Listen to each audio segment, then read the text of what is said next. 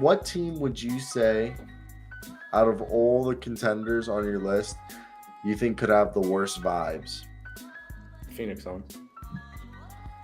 I agree with that actually. So let's talk about the Phoenix Suns real quick, as and then we'll move over to our award predictions. And then we'll do, because it's the first day of the season, we'll choose who will win the NBA. What is our NBA Finals prediction? Ooh, nice. My buddy gave me a really good one last night. Nets Lakers. I'm just kidding. I just edited what you say. Nets Warriors was his. I thought that was solid. Okay. So I'm scared that, not that Chris Paul is going to fall off, but this is weird. I don't think DeAndre Ayton wants to be there. Devin Booker is a great MVP candidate, but I don't know, man. I just think they've had a good thing running, and if I also had to choose a team, like your team for the biggest fall off is the Memphis Grizzlies, but I think the Suns. My reasoning for Memphis is because they were the 2 seed, and I think just statistically that, like, I don't think Phoenix will fall farther than maybe 7. There's too much talent. I don't think they're a play-in team. I think they could fall to 6.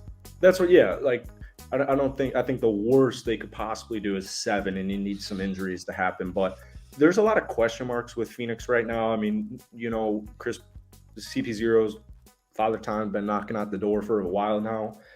I hope Father Time isn't here for CP0 yet, because I'd like him to get far and lose again. Stop calling him CP0. Oh, how many rings does he have? 3? Do you call PG? You call PG0? You're just a hater. Jay Crowder doesn't want to be there. DeAndre Ayton doesn't want to be there. I don't think any of these guys want to freaking be there right now. Monty Williams probably like single-handedly saving this franchise right now. What, back-to-back coach of the year? He's a great coach.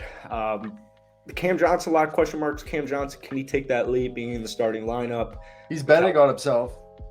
I need Mikal Bridges to take that next level. I like their depth. Campaign can definitely get you a bucket. Even getting deep down there, I really like Saric. I like Dwayne Washington Jr.